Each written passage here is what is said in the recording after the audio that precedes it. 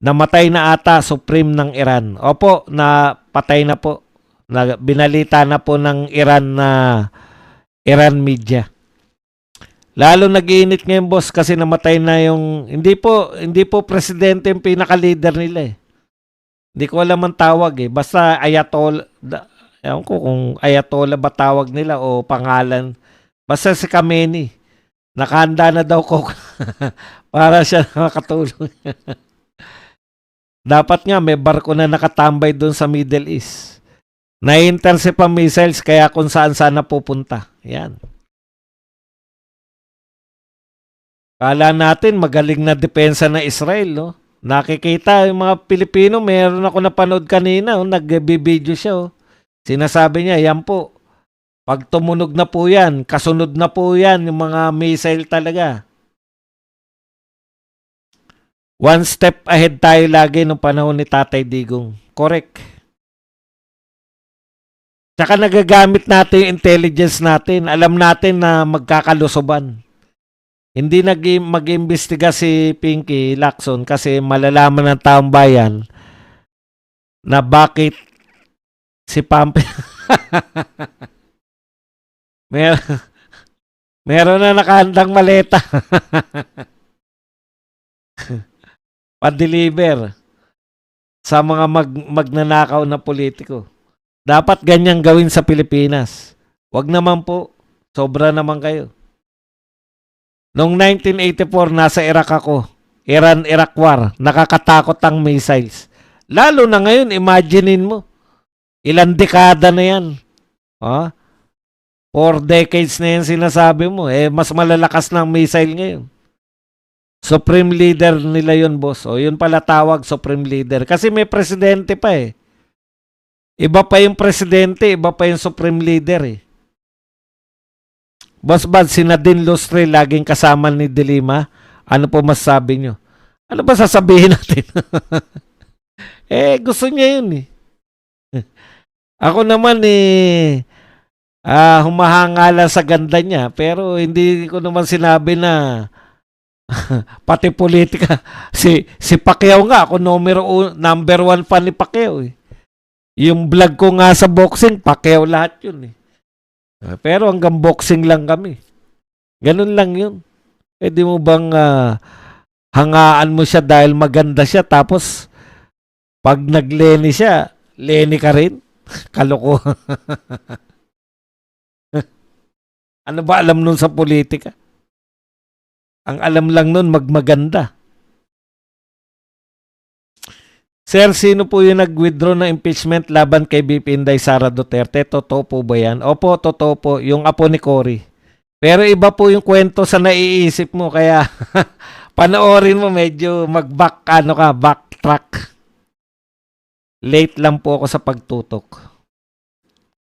Totoo po nag-withdraw. Pero taliwas sa gusto mong isipin na positive sa atin. Hindi po. Supreme Leader tawag nila. 'Di ba? Supreme Leader. Sir Baz, may reporter po kanina ng mga nagre-report tungkol sa Iran. Bombo ba nga? Reporter lang, no? Antindi. May namatay na daw na caregiver. Panalangin po natin yung mga ano natin.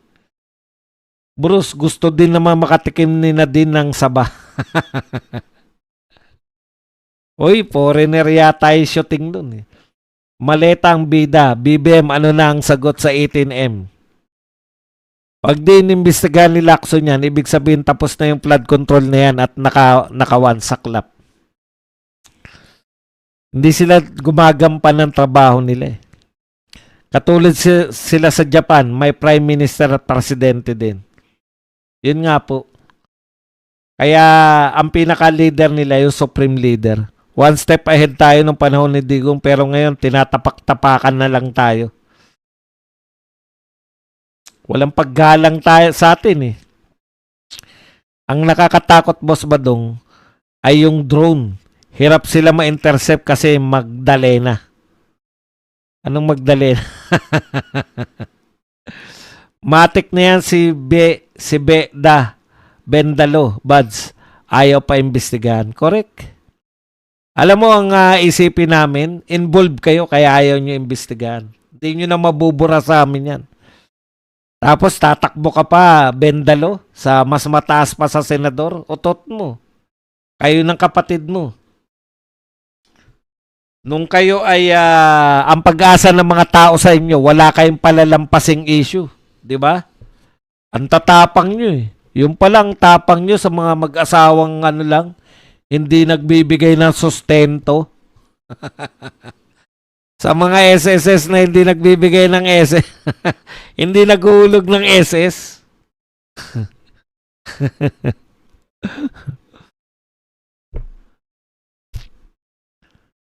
Boss, follow-up question. Paano kung sabihan ka ni Delima ng PM Isdaki? Wala sa akin. Ay, yung PM Isdaki na yun. Biruan lang po yun. Hindi po, ano yun. Katuwaan lang natin yun. Hindi po yan na, hindi po totoo na meron tayong PM Isdaki na nagagana. Nakalimutan na ba ni Ping Lacson ang meaning ng due process? Nang isa dito ay ang karapatang marinig at nang walang kinikilangang desisyon. Tsaka, hanap sila ng hanap. Sabi siya ng sabi. Sabi, di ba? We will go where the evidence will lead us. Yung pala, tokis lang. Hanggang salita lang. Nung may naglabas ng ebidensya, teka muna, iaano muna natin yan. Alamin natin. Yung ano ng mga ano, putya. Alamin daw muna yung mga 18 Marines. Magdalena, mababa ang lipad. Mababa ang lipad. Kala ko, yun ang ano, sabi ko parang Pilipino yun. Akala ko Feb 24 ang deadline sa pagpasa sa impeachment ni BP Sara. Halo. Opo, naipasa na ano po. Pag hindi po, ganito po yung Feb 24, pag hindi po naipasa dun sa Committee on Justice, lipas na. Naipasa po before Feb 24 eh. Ngayon, kahit magtagal na yan, wala na pong problema yan. Kasi bubusisiin na nila eh. Wala na pong ano yan. Wag lang sigurong 1 taon sila. Halo-halo. Hanggang pambarangay lang mga tulpo. Correct.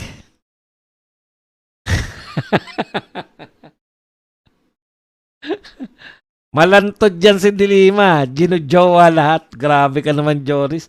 Naging jowa ka ba niya? Sabi mo lahat eh. Ato Doroteo. Boss Buds, pag naupo ba si BP Sara, pagka-presidente sa 2028, pwede po ba maungkat yung flood control issue? Siyempre naman. Pwede yan. Bakit naman hindi? Kailan lang ba yan? ang aga-aga pa niyan para hindi pa yan panis. Dilima ba si Linda Walker? Hindi ko kilala si Linda Walker. Mas okay kung magpakape si Saba kay Boss Buds yan. Mas okay yan. Kaysa yung mga PMS daki, hindi natin problema.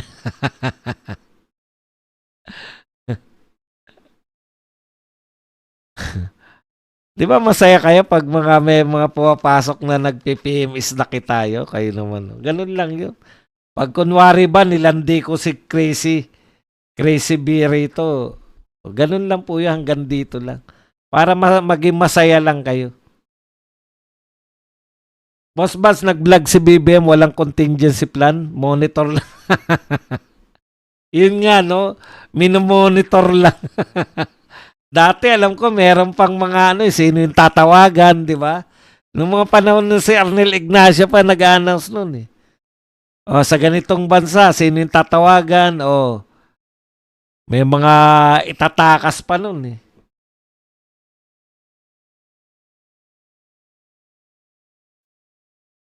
Mga kapatid, bihira tayong umabot ng 2,000 viewers.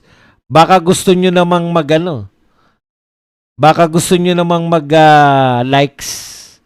Umabot man. Ilan na ba likers natin? Hindi ko kasi nakikita ko. Hanggang ngayon, hindi ko alam kung saan titignan yung likes.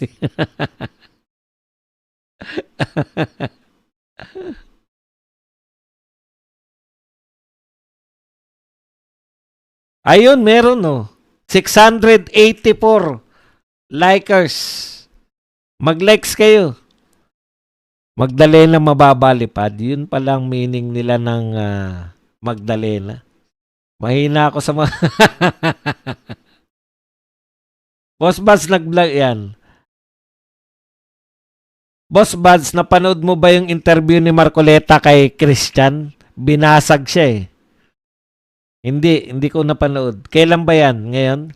Lakas Boss Buds, yung ibang company ala pasok na. 660 likes. Sindikato media na dumidepensa sa tiwaling politiko na may mali-malitang pera na natanggap. Correct, no? Ito talaga pinakamasamang media natin, no? Ay, may sinabi dyan si ano eh. Basahin lang natin tungkol dyan sa media.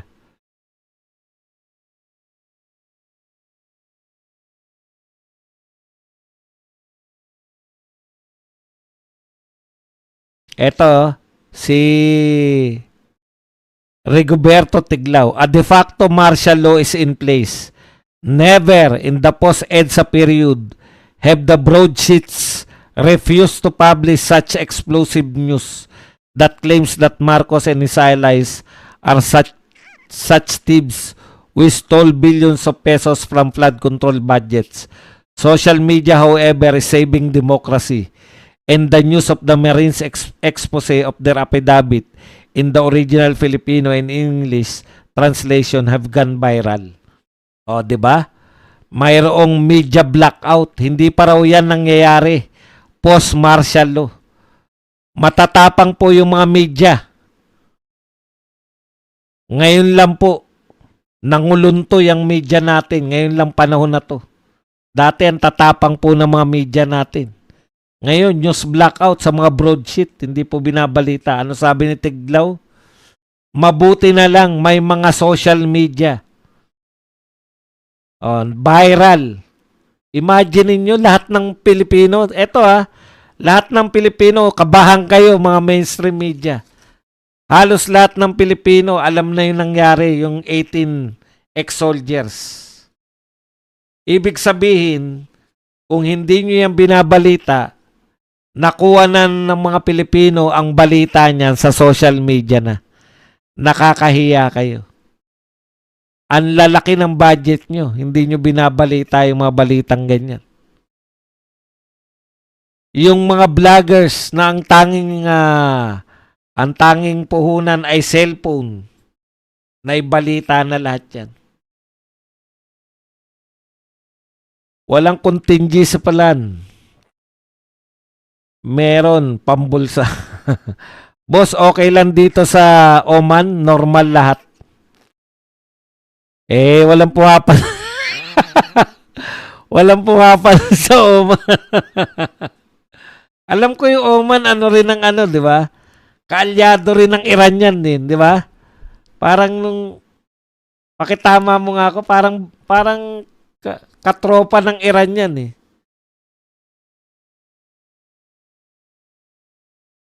Investigate na yan, boss. Kaya ayaw ni Bendalo. Kapag si Llama sinalikan ni Ontivirus, pagkatapos ng halikan, panay tartar.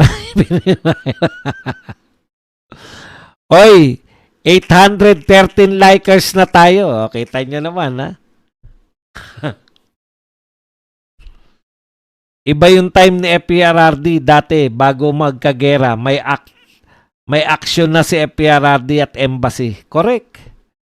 Ako natatandaan ko yan. May mga kukontakin. Ina-announce pa kung sino yung mga kukontakin. Ibigay yung mga numbers para makontak. Meron pang ganun eh. Walang contingency plan. Contingency fund meron pambulsa. Boss, okay lang dito sa Oman. Normal lahat yan. Boss, kung itutuloy nila impeachment case ni BP Sara, wag nating kakalimutan ng 18 Marines at flood control project issue. Correct. Makalusot man yan, meron pa po marami pong Duterte pwedeng tumakbo. Senator Ping, ipatawag mo na sina Bersamin at yung 18 soldiers. Pati si Bersamin, ayaw din ni Ping Lacson, no? Lahat talaga eh. Ikaw talaga Ping Lacson ng ano riyan eh. Ulitin ko lang ha sa mga hindi, wala pa po kanina. Bakit po natin pinagpipilitan kay Ping Lacson na mag-imbestiga siya? Sabi naman ni Erwin ano po, nariyan naman yung ombudsman. Ulitin ko lang po para sa mga nalit. Ano ba ang pangunahing trabaho ng Blue Ribbon? Ito po ang sabi. The primary task of the Senate Committee on Accountability of Public Officers and Investigations, popularly known as the Blue Ribbon Committee, is to investigate alleged wrongdoings, corruption, and mismanagement by the government and its officials. Yun po ang pangunahing trabaho ni Lacson. Kaya po natin pinipilit na mag-imbestiga siya kasi yun po ang nakalagay na pangunahin niyang trabaho. Mag-imbestiga ng mga wrongdoings. Mag-imbestiga ng corruption.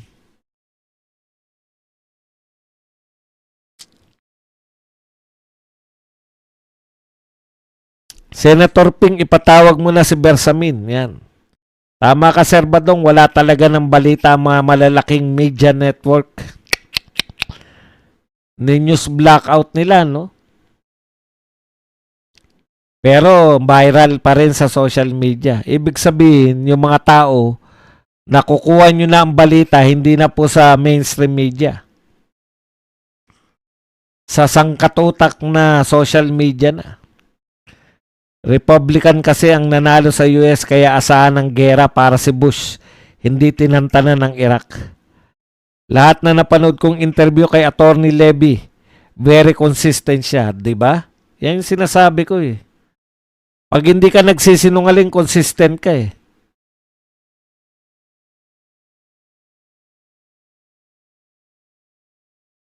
Boss Bad, sana pag nanalo si BP, Sara, ipasara lahat ng mainstream media. Wag naman ganun. Di siya naman ang maakusahan na diktador.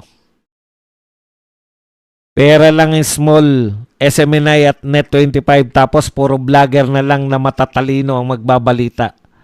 Ato Doroteo. Sir Aratilis, nag-forum sina Remulla, mukhang lupa na, tawanan lang niya yung mga 18 ex-Marines. Ano lang nila yan, palabas lang nila. Media are useless. Mas maraming manood sa social media, outdated na sila in the future. Correct. SMNet Net25 lang ang nagbabalita ng tungkol sa 18 Marines. At iba pa. Watching from